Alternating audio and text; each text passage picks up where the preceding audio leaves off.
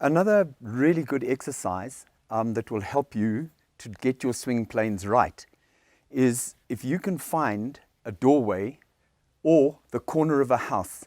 If this was a corner, that would work quite well, or in a doorway like this, okay? Then, if you stand with your foot in the doorway like this, if the ball was here, you would want your head over the top of it. Now, get your mallet in the correct position to approach the ball, and you can now see that as you turn to come back, the wall itself helps you, and now you can look back and see if you're in fact on plane to come through.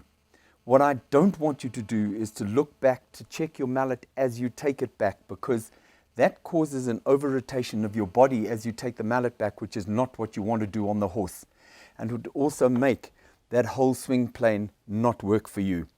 So keep yourself anchored, take it back, and then just check. You see that's outside. If you took it back, there, now that's inside. So this is a very good indicator, and that's perfect, and there you come down.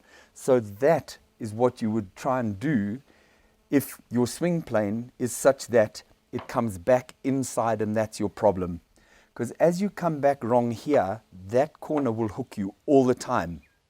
If your problem is more that you go out and you find that you're out all the time, then stand next to the wall like this, and again get into that hitting position, and as you rotate back, you will see that that also helps you create the plane that you're talking about.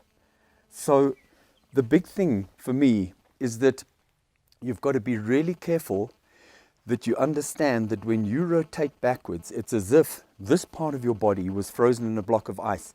You've got your reins here, but as you rotate your shoulders back, that takes the mallet back. You don't take them back independently of your shoulders. You don't take your hand back independently of your shoulders, because otherwise you're never ever able to get it back behind you. What you would do is rotate your shoulder and then extend, and then that mallet works really well in the plane that I'm talking about.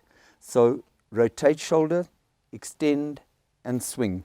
And you can see here how your body is not overturning because your foot is quiet, and on the horse itself, you don't want to turn and get that foot out like that, because again, it over-rotates you and it gets that swing plane really bad.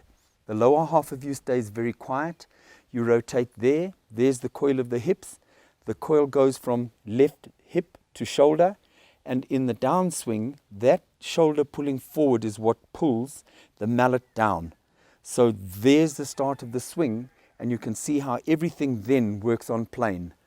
But the biggest thing, just to check yourself, as I say, come stand in a doorway. There's the swing plane working.